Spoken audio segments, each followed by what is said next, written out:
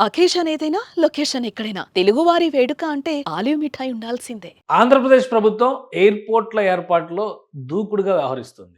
ఇప్పటికే Amaravati international green field ఎయిర్‌పోర్ట్‌కి సంబంధించిన ఫీజిబిలిటీ పైన ఫోకస్ పెట్టిందని సమాచారం వచ్చింది. అదే నేపథ్యంలో శ్రీకాకుళం ఎయిర్‌పోర్ట్‌కి సంబంధించి కూడా గ్రీన్ ఫీల్డ్ ఎయిర్‌పోర్ట్ ఏర్పాటు పైన ఏపీ సర్కార్ ఫోకస్ పెట్టింది.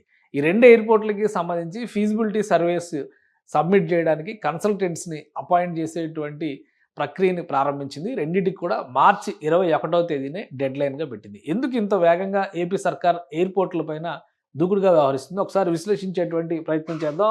ఏపీలో ప్రధానంగా ఇండస్ట్రియలైజేషన్ విషయంలో జరుగుతున్నటువంటి చర్చ ఎక్కడికక్కడ పోర్టుల డెవలప్‌మెంటు, అదేవిధంగా పారిశ్రామిక వాడలకు సంబంధించి 2 మార్గాల్ని ప్రధానంగా ఎంచుకుంది కేంద్ర ప్రభుత్వం ఇచ్చినటువంటి డైరెక్షన్స్ మేరకు. ఇక్కడ జరుగుతున్నటువంటి పరిణామాలను దృష్టిలో పెట్టుకొని చూస్తే గనక పూర్తి స్థాయిలో మనం ఈ ప్రదేశంలో డెవలప్ చేస్తున్నటువంటి ప్రాంతాలు అంటే కలకత్తా, చెన్నై హైవేని దృష్టిలో పెట్టుకొని ఇండస్ట్రియల్ కారిడార్‌ని పెద్ద ఎత్తున ఎంకరేజ్ చేసేటువంటి బాధ్యతని కేంద్ర ప్రభుత్వం తీసుకుంది. అదేవిధంగా కొన్ని పారిశ్రామిక వాడలకు సంబంధించినటువంటి ల్యాండ్ పార్సిల్స్‌ని పూర్తిగా సెంట్రల్ గవర్నమెంట్ డెవలప్‌మెంట్ కోసం సెంట్రల్ గవర్నమెంట్ కంట్రోల్‌కి ఇచ్చేయడానికి కూడా ఏపీ సర్కార్ డిసైడ్ అయింది. ఈ క్రమంలోనే పోర్టులు, ఎయిర్‌పోర్టుల అభివృద్ధి ఎక్కువగా అవసరం కనిపిస్తుంది. అన్నిటికీ మించి ప్రస్తుతం పౌర విమానయాన శాఖ ఆంధ్రప్రదేశ్‌కి చెందినటువంటి MP, Telugu Desam party MP Rammohan నాయుడే మంత్రిగా వ్యవహరిస్తుండడం వల్ల అదొక ఇండిపెండెంట్ ఛార్జ్ మినిస్ట్రీ కాబట్టి ఏపీకి కావాల్సినటువంటి అవసరాలను శరవేగంగా పూర్తి చేసుకునేటువంటి ప్రణాళికని ఏపీ ప్రభుత్వం అమలు చేస్తుంది. అందులో భాగంగానే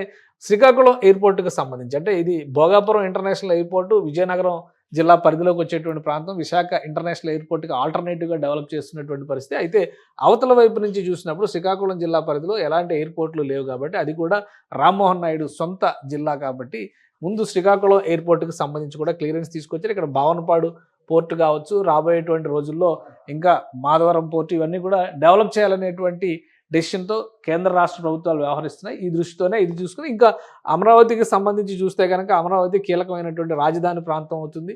రాజధాని ప్రాంతంలో ఇంటర్నేషనల్ ఎయిర్‌పోర్ట్ ఉండడం అనేది అత్యవసరం అనేటువంటి భావనతో ఆంధ్రప్రదేశ్ ప్రభుత్వం వ్యవహరిస్తుంది. ఈ క్రమంలోనే ఈ రెండిటిని కూడా ముందుకు తీసుకెళ్లేటువంటి ప్రతిపాదనలు చేస్తుంది. అమరావతి ఎయిర్‌పోర్ట్‌కి సంబంధించి ఆల్రెడీ ఫీజిబిలిటీ సర్వే పైన టెక్నో ఎకనామిక్ ఫీజిబిలిటీ సర్వే అనేటువంటి దానిపైన నోటిఫికేషన్ రిలీజ్ చేసింది.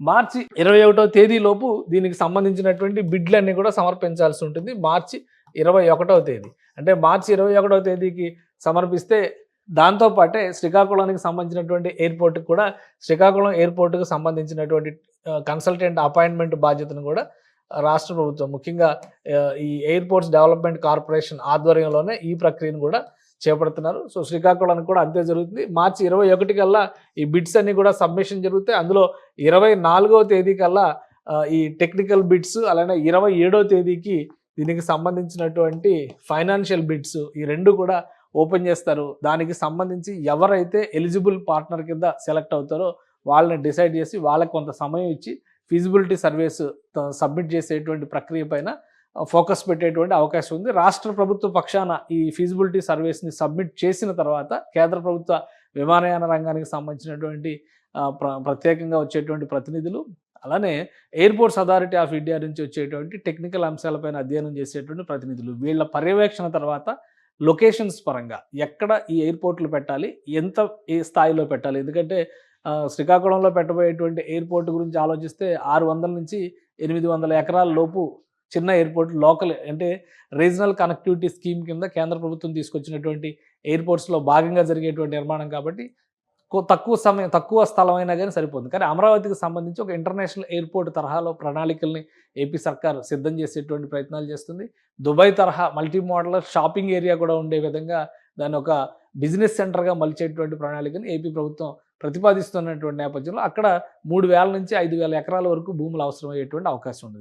సో వీటన్నిటిపైన కూడా ఈ కన్సల్టెంట్స్ అధ్యయనం చేసి వాటికి సంబంధించినటువంటి సారాంశాన్ని రాష్ట్ర ప్రభుత్వానికి సబ్మిట్ చేస్తారు. రాష్ట్ర ప్రభుత్వం కేంద్ర విమానయాన శాఖకు సబ్మిట్ చేసింది. కేంద్ర విమానయాన శాఖ తన ప్రతినిధుల బృందం చేత పర్యవేక్షణ చేసిన తర్వాత వీటిపైన మరొక అడుగు ముందుకు పడేటువంటి అవకాశం ఉంటుంది. దేశవ్యాప్తంగా కేంద్ర ప్రభుత్వం విమానయానాన్ని ప్రధానంగా వాయు మార్గంలో కార్గో వ్యవస్థల్ని డెవలప్ చేయాలని ఆశిస్తున్నటువంటి నేపథ్యంలోనే వచ్చినటువంటి అవకాశాలను సద్వినియోగం చేసుకునే క్రమంలో ఆంధ్రప్రదేశ్ ప్రభుత్వం ఎయిర్పోర్ట్ల అభివృద్ధి పైన ఎక్కువగా ఫోకస్ పెడుతుంది. అందులో ఫస్ట్ ఫేజ్లో, ఎందుకంటే మొత్తం 7 ఎయిర్పోర్ట్ల గురించి మాట్లాడుతుంది. ఇప్పుడు అండర్ కన్స్ట్రక్షన్లో ఉన్నటువంటి ఎయిర్పోర్ట్లు ఆంధ్రప్రదేశ్లో చూస్తే కనుక 2 ఎయిర్పోర్ట్లు మనకి చాలా క్లియర్గా కనిపిస్తున్నాయి.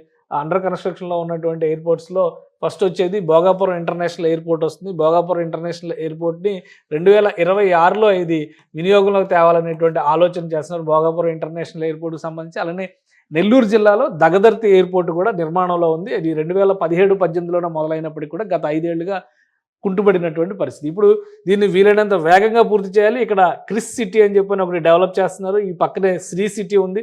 దానికి తోడు రామాయపట్నం పోర్టు దగ్గర రాబోయేటువంటి రోజుల్లో బీపీసీఎల్ కార్పొరేషన్ అక్కడ రిఫైనరీని పెట్టబోతుంది. ఈ అంశాలన్నింటినీ దృష్టిలో పెట్టుకొని ఈ ఎయిర్పోర్ట్ కూడా చాలా వేగంగా పూర్తి చేయాలని ఆలోచనతో రాష్ట్ర ప్రభుత్వం ఉంది, కేంద్ర ప్రభుత్వం సహకారం అందుకు తీసుకుంది. ఈ 2 ఎయిర్పోర్ట్లు అండర్ కన్స్ట్రక్షన్లో ఉన్నటువంటి ఎయిర్పోర్ట్లు 2 ఉంటే ఇప్పుడు ఫీజిబిలిటీ సర్వేల విషయంలో మరొక 2 ఎయిర్పోర్ట్లు ఆ జాబితాలోకి రాబోతున్నాయి. మిగతా వాటిపైన కూడా అధ్యయనాలు జరుగుతున్నాయి.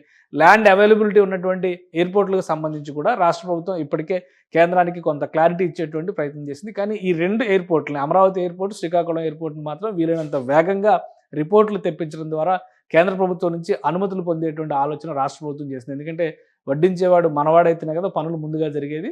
ప్రస్తుతం విమానయాన శాఖ ఏపీకి చెందినటువంటి నాయకుడి చేతిలో ఉంది కాబట్టి ముందు ప్రాసెస్ ప్రకారం తీసుకోవాల్సినటువంటి పర్మిషన్స్ అన్నింటినీ కూడా శరవేగంగా పూర్తి చేయాలని ఏపీ ప్రభుత్వం సంకల్పంతో ఉన్నట్టుగా కనిపిస్తుంది. సుమన్ టీవీలో మీ పర్సనల్ అండ్ బిజినెస్ ప్రమోషన్స్ కోసం కింది నెంబర్కి కాంటాక్ట్ చేయండి.